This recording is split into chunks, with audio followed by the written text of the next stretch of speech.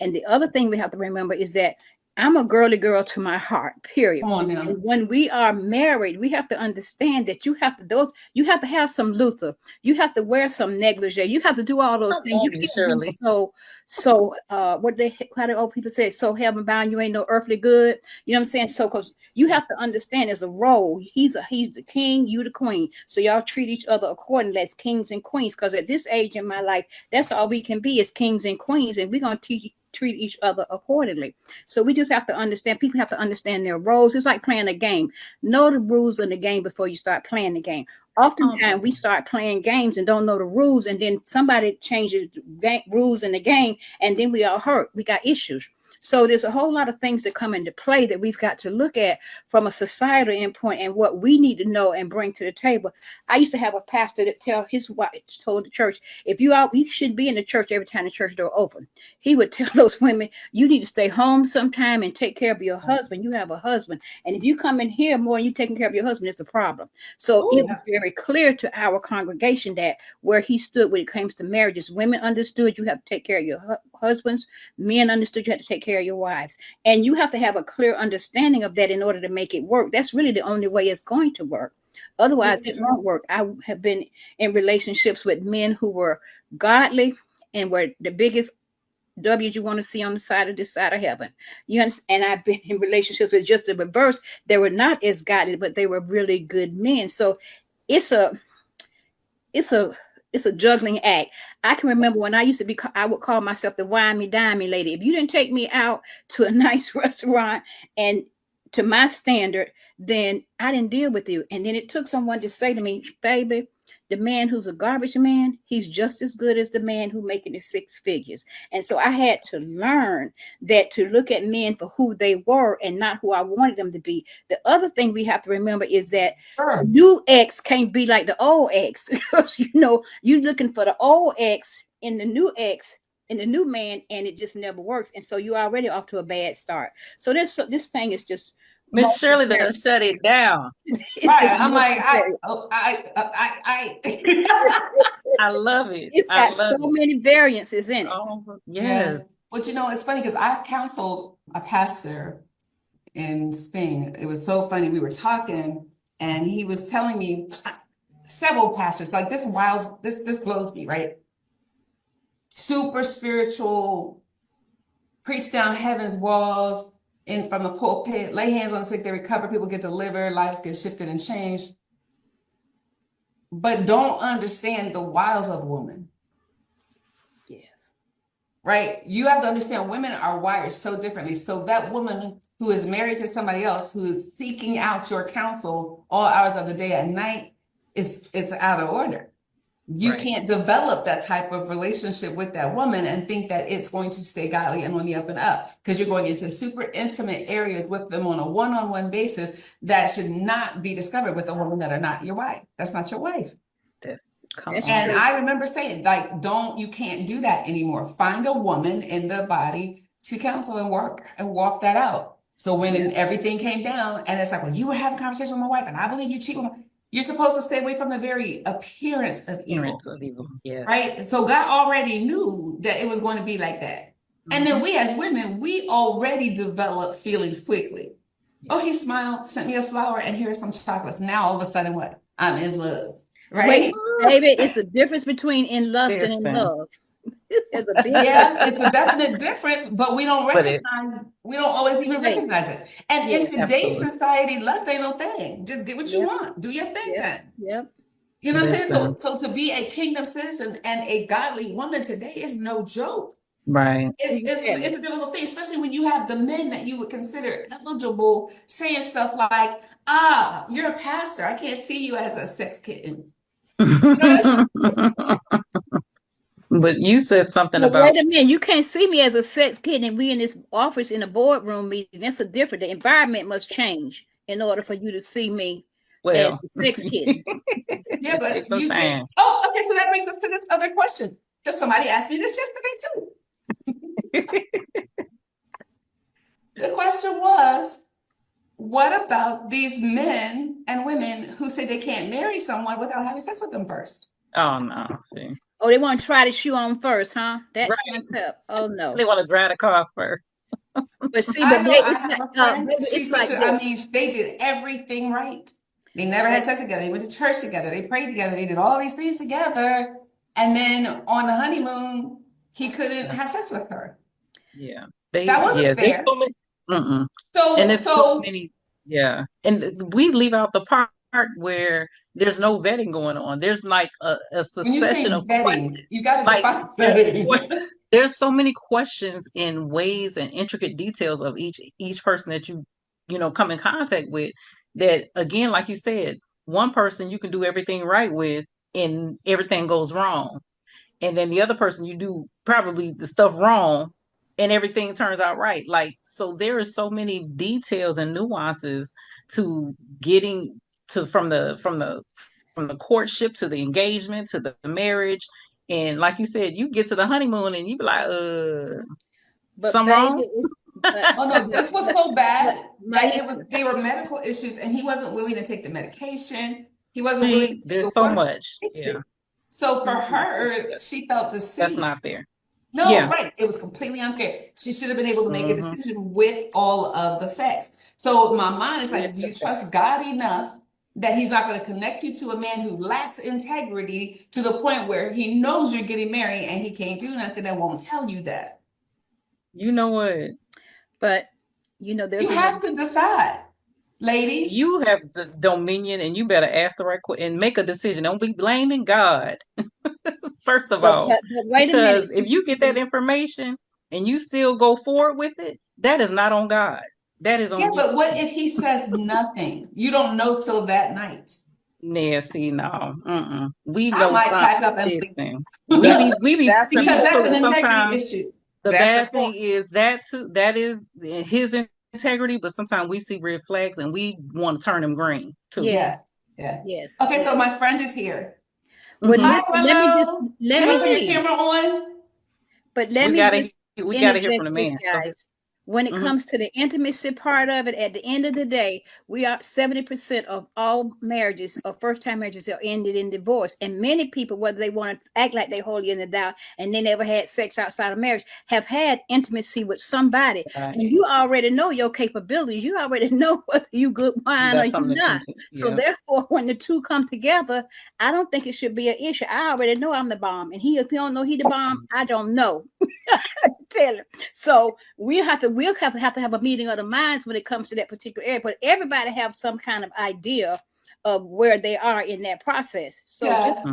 be Mhm. real That's with it. good. Don't act like you But don't that's know. good. It'll be like But I my like what stuff in Dr. that Katrina area. said though. But when people do not disclose certain Yes, information, yeah, then Yes. Like, you have to make that decision even after you've done said I do. You like, do this need to be dissolved? Because yes, that's a area it too. yes. might be a deal breaker. Yeah. Again, rules of the Let me know the introduce rules another before voice to you the get into the game. conversation.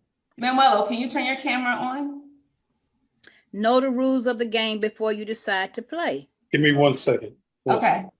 I'm in. Well, that's see, and this is what I'm saying. Like, there should be conversations that are Yes, being held way before you get to that point. yes, But I yes, still have to trust God that if I'm going to do it His way, yes, I have to wait. yes, Yes. yes, I yes, mean, and then I have to let Rod know that if it don't work, you need to tell me now so I can seek God for some answers about what happens Listen. next. Oh yeah. Listen. Because I already know I was not created for a Yes. life of whatever. Anyway, Married but celibate. We didn't sign up for that book. what's that? That's a We whole didn't sign. movement It's though. unfortunately it's a thing. It's a real thing. But It's a real thing. married but celibate? Is that what you said? Yes, that's exactly what I said. That's miserable. There's books for that. I've read one. I was like, But you ooh, know, celibacy actually is a new movement. It's a new spin on an old movement, right? Yes. right. Now all of these actors and celebrities are saying that they understand withholding gives them more focus, more energy, more this, more that, not giving themselves to all these women. They're beginning to recognize what God has been saying about it from the very, very beginning.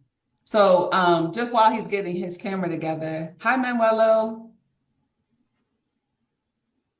Am I still holding? Okay, so Wello is a really, really, really good friend of mine. As a matter of fact, we've known each other for a lot of years. And one of the things that I can say about this man is when you talk about loving God, he really, really loves God.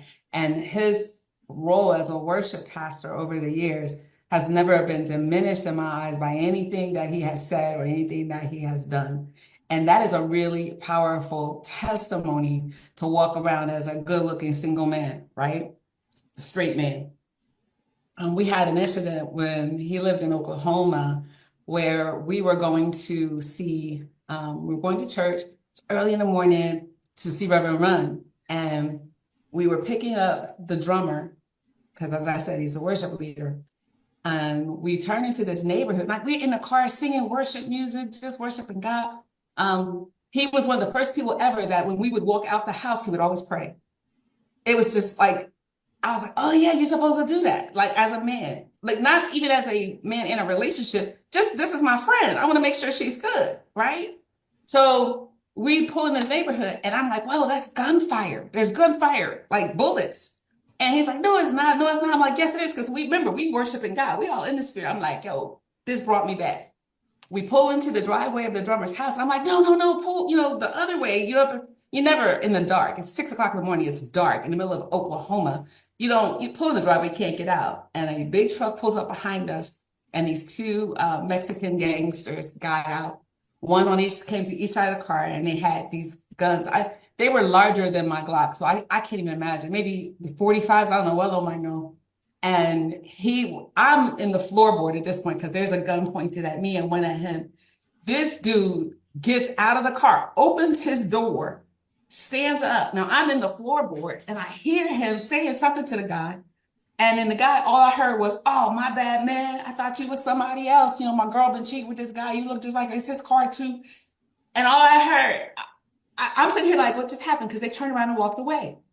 Now, Wello gets back in the car. He says, check yourself, make sure you're not hit because, adrenaline will cause you to not know you've been shot. I said, what did you say to him? And he said, I just told him we were on our way to church and I'm not, we're not who he was looking for. I said, oh no. I said, well, why didn't you even get out of the car? He said, because I couldn't just sit there and let him shoot you. He didn't say shoot us. He said, you. And I was like, from that point, of course, I was like, can we just go to church? Now here come the drummer, like, just like nothing's happening. And I'm telling you, in that moment, then these instances that God gives us a view, a picture into how a real man behaves, how a real man steps up and acts, of the sacrifice that he calls for. I just want to be a girl. I don't want to be that dude. I wanted to be in the floorboard. So when people say stuff like, you got to put your masculine away, like, no, women are responders. We're reactors. So the environment that you put us in very often will determine whether we have to act in our masculine or we can actually just be a girl. The one thing I can't stand is a man's like, yeah, I'm going to take you out. And then he'll be like, well, where do you want to go? Don't ask me. Tell me.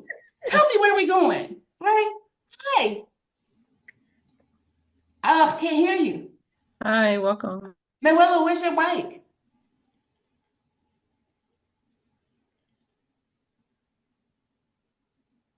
Yeah, man. Yeah, I don't even see your little thing on You here. may have to disable and then disable the. There you are. Hello? Hey, Hi. how are We can hear you? you. Hi. You can hear me now? I'm Yes. sorry. Yes. Could you hear my conversation I was having? Oh, we couldn't hear what you were saying. Okay, somebody called me. How you ladies doing? Good. All is well. Good. I'm about to go work out. No, you're a man, you can't multitask. Well, Right? we're talking about, well, you know what we're talking about. What do you want to share? Have I ever told you thank you for saving my life? But thank Jesus. Probably every time I see you. Okay, so now I've heard two men say, my husband say that all the time. When I say thank you to him for stuff, he be like, thank the Lord. Thank the Yeah. Lord. Jesus. Yeah, I was just reminiscing about that Sunday. I was like, you know what? That was, 12 years, 13 years ago? April. Yes, April 12 years ago. 12 years ago. I was like, wow. Yeah. That's when I knew you was cool. So tell a story from your point of view. What did you see? What did I not see? I mean, because we could take this whole scenario the whole man woman way. I'm saying no, don't go that way. It's gunfire. You're like, no, it's not. No, it's not. And then you just went anyway. And then when it turned out to be what it was, you had to step up, right? Yeah, That's yeah. my. Well, you had to step up. Either you had to trust God in that process because it wasn't anything. There was nothing in the natural I could do. Right. Trust God. So what happened? But you don't when you hear it, like when I picked you up, we went to go pick up my guitar player, and we heard you said it sounded like gunshots. I'm like gunshots. I'm like, and then I was thinking like it's not 4th of July. I said it could be. I think I said it could be somebody's car backfiring or somebody celebrating. I just didn't. Gunshots was 4 o'clock in the morning. 4 or 5 o'clock in the morning. That's like okay, all right. And so we pulled up and got in the driveway. This big old red SUV blocks me in and. See, the SUV for me was blue. Oh, it was red. It was. I think it was red. Well, at least I saw. At least it's probably disguised by the blood of Jesus. Could have been red. Could have been blue. But anyway, these 2 Mexicans jumped out of the car. These 2 beautiful looking guns. That's the funniest thing. When I tell people the story, that's one thing I noticed. So, man, those guns. They were nice though. Beautiful guns. They were clean, they were shiny, they were I remember, yeah. They were glistening. I was like, oh, those are beautiful. But to take me out with one of them, okay, all right. If you gotta go like this. No, but the whole experience was it was one you had to have total peace, total assurance that God was going to bring you out of because there was nothing that I could have done that was going to stop it. And if anything was going to happen, it had to be supernatural. But those guys could have came out blazing. They could have just came out of the car shooting. In most cases, that's what they do. They shoot and ask questions later. And so one was convinced that you were his girlfriend. Remember that? And so he was like, that's my girl in the car. I was like, nah, I don't think so. Unless she's not telling me something. I need to know, right? It's all good. I'm like, I mean, just I'm here to pick you up and take you to church. You want to go with us? It's my whole process. But I was telling the guys that, man, no, this is my business. It's DC, and they still weren't convinced because they came up to the car to look in the window. And so I was like, you know what? Let me just get out the car. You get down in the seat. I think you said you told most of the story earlier. I heard it a little bit earlier, but I got out and I just, with the peace of God on my heart and my mouth, I said, hey, you guys, I'm on the way to church. I'm a worship pastor. And their whole countenance just changed all of a sudden and they felt guilty. They just said all of a sudden, man, we're so sorry. We apologize. We got the wrong guy. We got the wrong guy. You guys have a good day. I'm like, that was kind of odd. We got the wrong guy. We're sorry. We shot at y'all. Wait, what? Yeah. So, but I mean, that's God's grace and protection over your life when not saying because none of us are perfect in anything that we do, but it just shows God's protection and covering over our lives. And so that's why I equate it to that he wasn't done with us yet. So no, he definitely wasn't. And I thank God for the opportunity to see over and over again. It was just, and then went to church like nothing had happened. Like nothing had happened. Had to leave 4 services like nothing happened. Yep. Yeah. And this is why I tell people, when you make a decision to go somewhere to do something, make sure you're called. Make sure that it is a mission from God. Even something as simple as I was in town for a different conference. And when Wello told me that Reverend Run was there, I was like, oh yeah, I want to go. Plus you're leading worship. This is a phenomenal worship leader. I'm trying to get him to come in for August. I don't know. He's not answering me yet. But it was like, can I stay? Just kind of that sidebar conversation, like, oh, Spirit, is it okay? Is it cool? Because had I been outside the will of God, then there's no telling what could have happened. You know, we didn't even have to get to the conversation. Any one of those bullets could have hit any one of us.